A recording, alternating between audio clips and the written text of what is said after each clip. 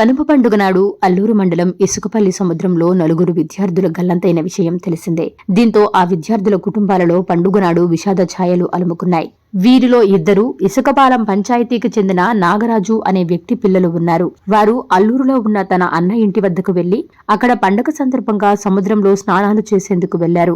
ఇంతలో ఈత కొడుతున్న సమయంలో విద్యార్థులు గల్లంతై విగత జీవులుగా బయటకొచ్చారు. ఈ రోజు వారి మృతదేహాలను తమ స్వగ్రామమైన ఇసుకపాలెం పంచాయతీకి తీసుకురావడంతో ఎమ్మెల్యే వేమిరెడ్డి ప్రశాంతిరెడ్డి అక్కడికి చేరుకుని వారికి నివాళులు అర్పించి దిగ్భ్రాంతి వ్యక్తం చేశారు. అనంతరం ఆమె మాట్లాడుతూ పండుగ నాడు అందరూ సంక్రాంతి సంబరాలు ఆనందంగా జరుపుకుంటున్న సమయంలో ఈ వార్త వినడం తమకు దిగ్భ్రాంతిని కలగజేసిందని తెలిపారు. వారి లేని లోటు ఆ కుటుంబానికి ఎవరూ తీర్చలేరని అన్నారు.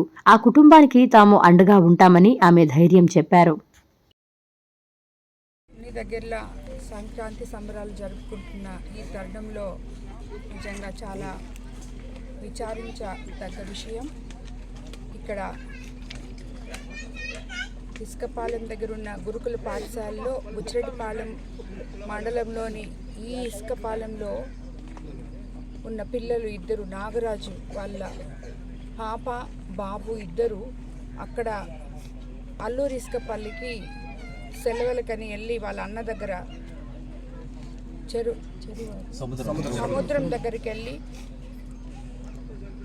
నీళ్ళల్లో మునిగిపోవడం జరిగింది. ప్రమాదవశాత్తు అన్న చెల్లెలు నలుగురు వెళ్ళారు.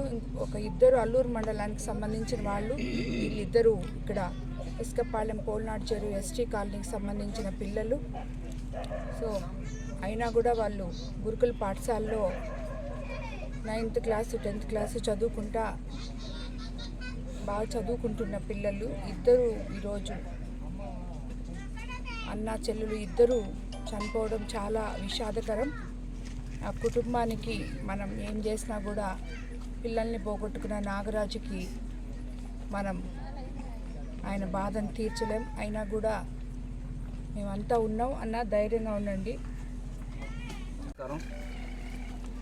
నిన్నటి దినమున ఇప్పుడు జరగనాయన సంఘటనటువంటి ఇసుకపల్లి గ్రామంలో వీళ్ళ బంధువుల నిమిత్తం ఫ్రెండ్స్ అందరూ కలిసి ఇసుకపాలెం బీచ్ దగ్గరికి వెళ్ళడం జరిగింది. ఆ వెళ్ళే క్రమంలో వీళ్ళు మొత్తం 6 మంది పోయారు. 6 మందిలో 4 ఆడ ఇబ్బంది జరగడం జరిగింది. తెలిసిన వెంటనే మా నియోజకవర్గ శాసనసభ్యురాలు శ్రీమతి వేమిరెడ్డి ప్రశాంత్ రెడ్డి గారి దృష్టి తీసుకెళ్ళాము. తెలిసిన వెంటనే మీరు ఎప్పుడైనా కానీ ఆ బాడీలన్నీ కూడా మీరు దగ్గరుండి వాటన్నిటిని హాస్పిటల్కి చేర్చి వాళ్ళకి ఏమైనా కావాల్సి ఉంటే మొత్తం అక్కడ ఉండి మీకు ఇంకేదైనా కావాల్సి ఉంటే కూడా మనం కూడా మన ఆఫీస్ నుంచి కూడా మీకు అందుబాటులో అందరూ ఉంటారు. మీరు రాత్రి 12 అయినా 1 గంట అయినా కూడా మీరు అక్కడ ఉండి అన్ని కార్యక్రమాలు ఏర్పాటు చేయవలసిందిగా ఆజ్ఞాపించారు. అలాగే కూడా అక్కడ ఉన్నటువంటి అధికారులందరూ కూడా ఎమ్మెల్యే గారు మాట్లాడడం జరిగింది. వాళ్ళందరూ కూడా ఈరోజు ఉదయం నుంచి కూడా అందరూ వాళ్ళ ఎవరెవరు కార్యక్రమాలు ఏదైతే ఉన్నాయో వాళ్ళందరూ కూడా చేసి సహకరించినందుకు అందరికీ కూడా మా యొక్క ధన్యవాదాలు తెలియజేస్తా ఉన్నాం. Please subscribe SS News AP.